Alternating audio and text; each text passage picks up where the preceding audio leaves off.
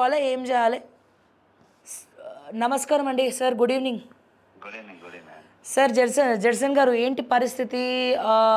మొత్తం అందరు కూడా నారాజ్ అయిపోయి ఉన్నారు. ఎగ్జామ్స్ ఇవాళ నుంచి స్టార్ట్ అయిపోయినాయి. హైకోర్టుకి వెళ్ళిండ్రు, కానీ అక్కడ లాభం లేదు, పోస్ట్పోన్ అంటున్నారు. హియరింగ్ మళ్ళీ ఆగస్ట్కి పోస్ట్పోన్ అయింది. సో ఈ పాటికే ఆగస్ట్ వచ్చేసరికి వీళ్ళ ఎగ్జామ్స్ అన్నీ కూడా అయిపోయి ఉంటాయి.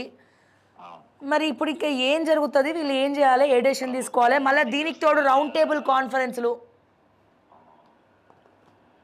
సార్, ప్రభుత్వం మా ఉద్యమానికి సపోర్ట్ చేస్తుంది అనుకొని మీరు స్టార్టింగ్ కోర్టుకు పోలే. నేను మాట్లాడినప్పుడు కూడా కొంచెం కోర్టుకి వెళ్ళే అవకాశాలు తక్కువ ఉంటాయి అని చెప్పిన. ఎందుకు తక్కువ ఉంటుంది అంటే వాళ్ళు ఒక టెట్ ఒకటి ఆ అవకాశం ఉంటే టెట్ వాళ్ళు వస్తే ఇంకా మాకు 45 రోజులు గ్యాప్ ఉండాలి అని చెప్పేస్తే బాగుండేది. టెట్ వాళ్ళు వేయలేదు. మరి వాళ్ళు వేసిన వాళ్ళ టెట్ వాళ్ళు ఉన్నారో లేదో తెలియదు. ఏది ఏమైనప్పటికీ ఈ రోజు మేము పరీక్షలు రాయలేము, మాకు టైం ఇవ్వని రాష్ట్రోళ్ళని అంటే ఈ రోజు ఎంత ఘోరంగా అంటే ప్రభుత్వం పూర్తిగా ఇటువంటి విధంగా నేను ఎప్పుడు చూడలే. సార్, ఫైనల్గా పేరు ఏమొచ్చిందంటే మీలాంటి వాళ్ళే మనలాంటి వాళ్ళే రెచ్చగొడుతున్నారు స్టూడెంట్స్ని. వీళ్ళు ఉద్యమం పోయిన ప్రభుత్వం ఉద్యమం చేసిన వాళ్ళు కాదు, వాళ్ళతో దోస్తాన చేసి అన్ని సెటిల్మెంట్ చేసుకొని అన్నింటిలో వాటాలు తీసుకున్న వాళ్ళు. వాళ్ళు వాళ్ళ లెక్కనే చిల్లరగా ఉంటారు అనుకుంటున్నారు అందరు.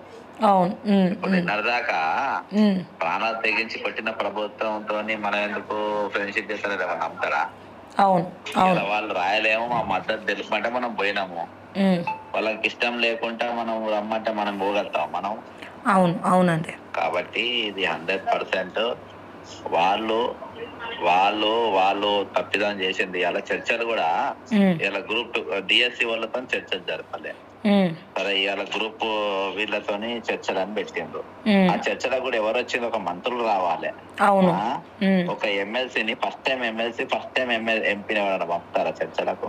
అవును, అంటే అంత పెద్దరికంగా ఉన్న వాళ్ళు వస్తే బాగుంటది, సీనియర్స్ వస్తే బాగుంటది. పెద్దరిగా అంటే అనుభవం ఉన్న వాళ్ళు రావాలి కదా. మొన్న డాక్టర్స్ స్ట్రైక్ చేసిండ్రు ఇట్లా.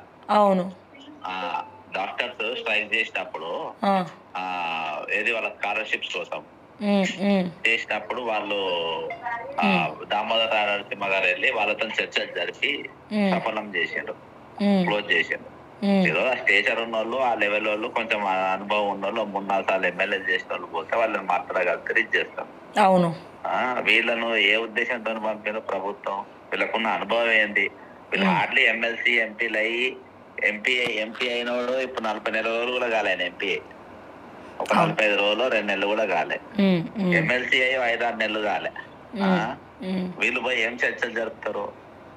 ఒకటి, ఈరోజు ఉద్యమాలకు గాని లేకుంటే ప్రజాక్షేత్రంలో పోరాడేటోళ్ళతో గాని కొంచెం గౌరవించాలి వాళ్ళు దాన్ని.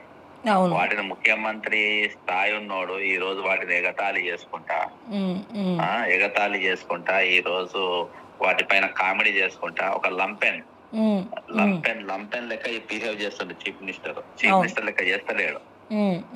లంపెన్ లెక్క చేస్తుండు. లంపెన్ అంటే ఐడియా ఉంది. ఖాళీల కాల లైటింగ్ కూడా తీసుకొని బిహేవ్ చేస్తాడు. అట్లా ఆ లంపెన్ వ్యవహారాలు లెక్క ముఖ్యమంత్రి బిహేవ్ చేస్తుండు. ఉందాగా వ్యవహరించడం, ఉందాగా మాట్లాడడం ఎక్కర్లేదు.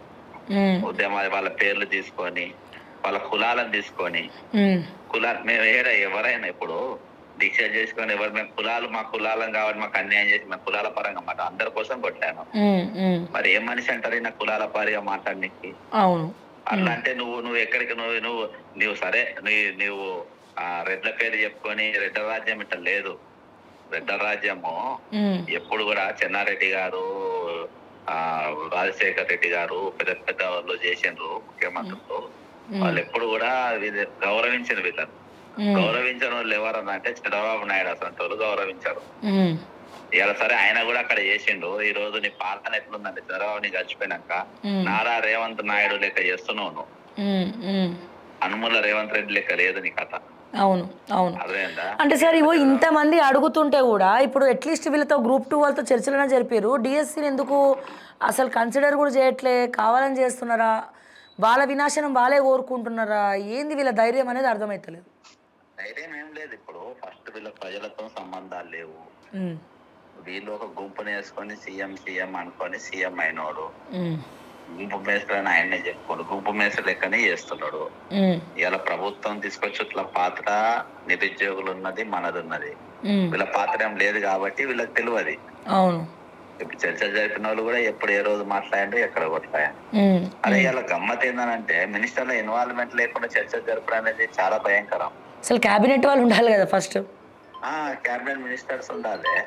వాళ్ళు లేకుంటే చర్చలు పెట్టిండ్రు, వీళ్ళు మాట్లాడుతున్నారు మా తరఫున అనేది చాలా ఇదిగా ఉన్నది. పైగా ఇన్ని రోజులు దీక్షలు చేస్తే వాళ్ళ కులాల పేర్లు చెప్పి అవమానించారు తప్ప వాళ్ళతోని సరే వాళ్ళు కాదు కదా, దాని మీద ఒక డిసిజన్ అన్న తీసుకోవాలి కదా వాళ్ళు. ఈరోజు ప్రాణాలు తెగించి గత ప్రభుత్వం కొట్టాను, ప్రాణాలు తెగించి వీళ్ళ కోసం కొట్లాడితే కనీసం గౌరవించి వీళ్ళ తరపున మేము నిలబడతాం, వీళ్ళ తరపున మేము కొట్లాడతాం, వీళ్ళ తరపున మేము పాజిటివ్ గా ఉంటాం అని చెప్పేసి రూలింగ్ గవర్నమెంట్ ఒక మాట చెప్పకుండా ఈరోజు 7 నెలల లోపు భయంకరమైన వ్యతిరేకత తెచ్చుకుంది ప్రభుత్వంలో.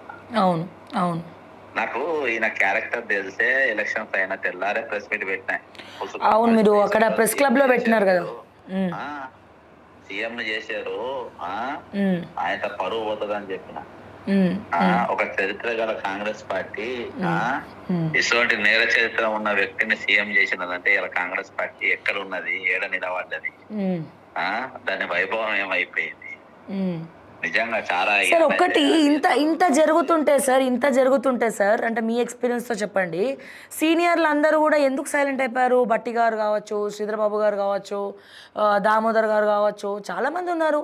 వీళ్ళందరూ అట్లీస్ట్ రేవంత్ రెడ్డికి చెప్పే ప్రయత్నం కానీ లేకపోతే ఇష్యూ గురించి వీళ్ళతో మాట్లాడే ప్రయత్నాలు కూడా వాళ్ళు ఎందుకు సైలెంట్గా, అసలు వాళ్ళ వాయిస్ కూడా లేదు ఎక్కడ? ఇప్పుడు వీళ్ళు ఎట్లంటే ఆ టైం వస్తుంది, ఆ టైం వచ్చినప్పుడు ఈయన వాళ్ళతో డిస్కషన్ చేస్తారు కదా. అవును, పిల్లలను పంపి మీరు పోయి వాళ్ళతో చర్చించాలంటే ఏం చర్చిస్తారు? అవును, పొలిటికల్ గా బచ్చగాన్లే కదా వీళ్ళు. 100% బచ్చగాన్లను పంపి వాళ్ళతో మాట్లాడమంటే ఏం మాట్లాడతారు? వాళ్ళకున్న అనుభవం ఏంది? పెద్ద ఆర్టిస్టులు వీళ్ళు, పోయిన వాళ్ళు ఇద్దరు కూడా. అవును, పోయిన వాళ్ళు ఇలా మాట్లాడిన వాళ్ళు అలా ఇద్దరు కూడా పెద్ద ఆర్టిస్టులు. అసలు వాళ్ళు మాట్లాడేది రికార్డ్ చేసి పెట్టిండ్రు. అసలు గమ్మత్తుకున్నది వాళ్ళు మాట్లాడు. కాబట్టి ఏమున్నా గానీ నిరుద్యోగులతో ఏ విధంగా ప్రభుత్వం వ్యవహరించాలో ఆ విధంగా వ్యవహరిస్తలేదు.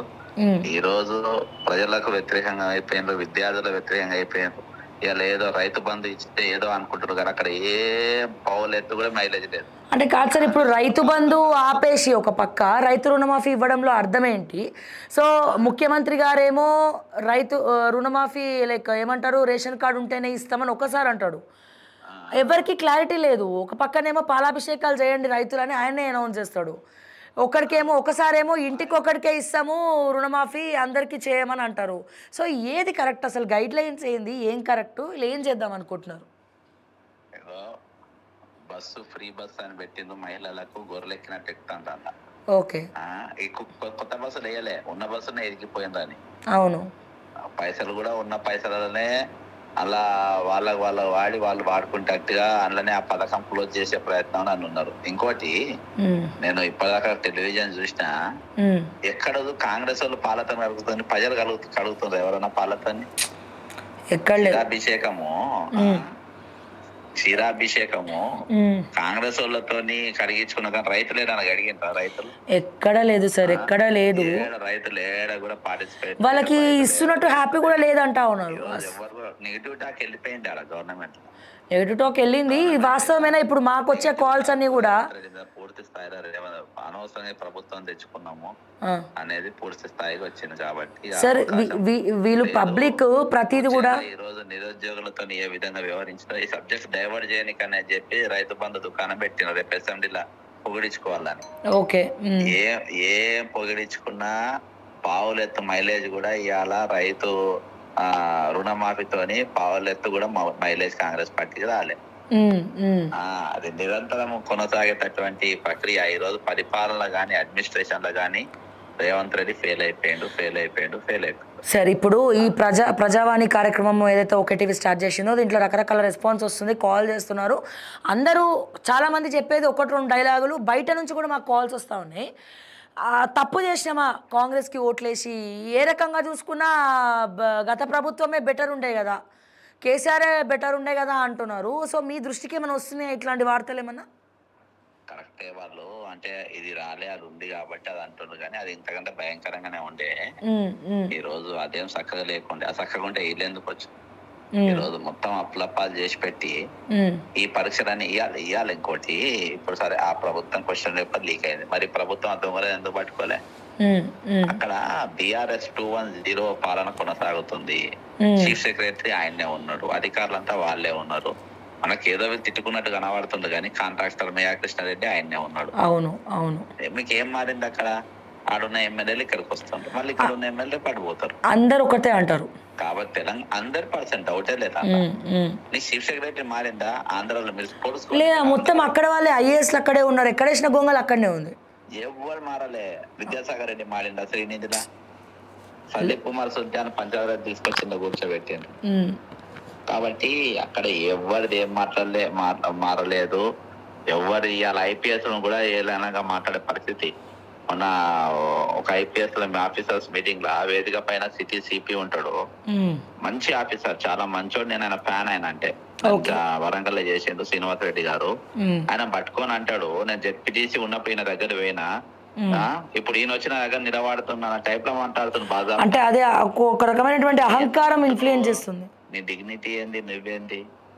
కాబట్టి ఆయనకు అడ్మినిస్ట్రేషన్ అన్నా, లేకుంటే బ్యూరోక్రసీ అన్నా, లేకుంటే నిరుద్యోగులన్నా, రైతులన్నా, ప్రజలన్నా, అందరన్నా ఎవరన్నా చులకన భావం, పేదోళ్ళన్నా, ఈరోజు కులాలు తీసి మాట్లాడే సీఎం నేను ఇన్న ఉద్యమాలు ఎవరెవరు చేస్తున్నారు, వాళ్ళ బ్యాక్గ్రౌండ్ ఏంది, వాళ్ళ కులం ఏంది అని ఆ కులం చెప్పుకుంటే స్టేజ్ మీద మాట్లాడుతుందంటే ఎంత చిల్లరగాడు, ఎంత బేకారగాడు. ముందు ఎవరు మాట్లాడిన CM real.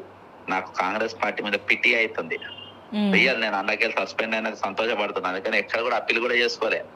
Take me back అని, నన్ను తీసుకోండి అని చెప్పి నేను ఏదో అప్పీల్ చేస్తాను, ఎందుకంటే నేను చాలా సంతోషంగా ఉన్నా బయట. ఇటువంటి చిల్లర గాని ప్రభుత్వంలో నేను లేనని. రియల్ ఎంత పెద్ద పార్టీ, ఎంత పెద్ద ఆర్గనైజేషన్, ఎంత చిల్లరగానే పెట్టినదంటే వాళ్ళని చూస్తే నాకు జాలేస్తుంది అంతే. సరే, ఇప్పుడు ఫైనల్గా వీళ్ళ పరిస్థితి ఏంది? DSC వాళ్ళు ఇప్పుడు ఏం చేయాలి? చచ్చినట్టు ఎగ్జామ్సే రాయాలి, ఇంకా వేరే ఆప్షన్ లేదంటారా? ఇంకేమైనా చేయొచ్చా? ఇంకా అన్ని రూట్స్ క్లోజ్ అయిపోయినాయా? ఇప్పుడు మాకు మెసేజ్ పెడుతున్నారు చాలామంది ఆస్పరెంట్స్, కేవలం మా ఉద్యోగాలు కూడా వెనకాలకెళ్ళి అమ్ముకోనికే, మేము క్వాలిఫై కాకపోతే ఈ వెనకాలకెళ్ళి అమ్మనికే ఇవన్నీ కూడా చేస్తూ ఉన్నారు అంటున్నారు. ఇందులో ఎంతవరకు వాస్తవం? చర్చలు కూడా సేల్స్ బాయ్స్ నే పెట్టింది కదా ముందు, మాకు మంత్రులను పెట్టకుండా. అవును అవును.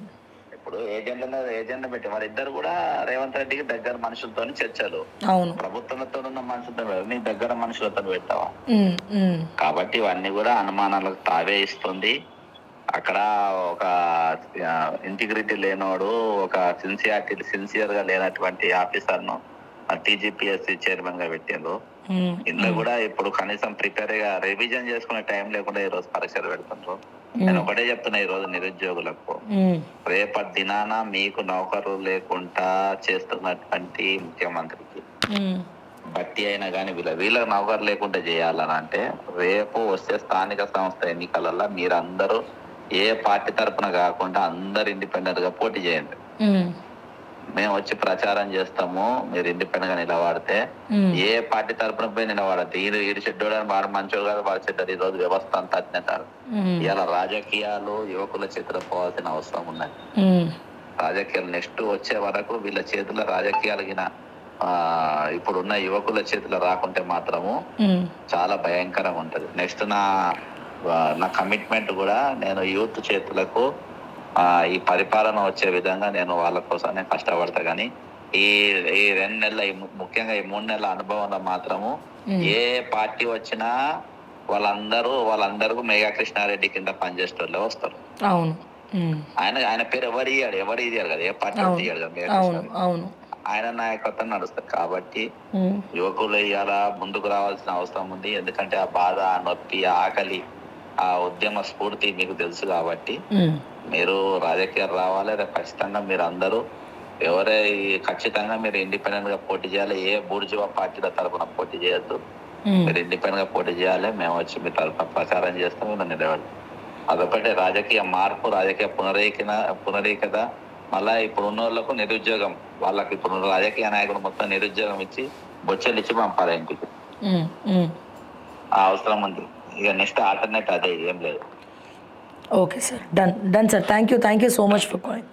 యా, సో మనం జడ్సన్ గారితో మనం ఇంతసేపు మాట్లాడాము.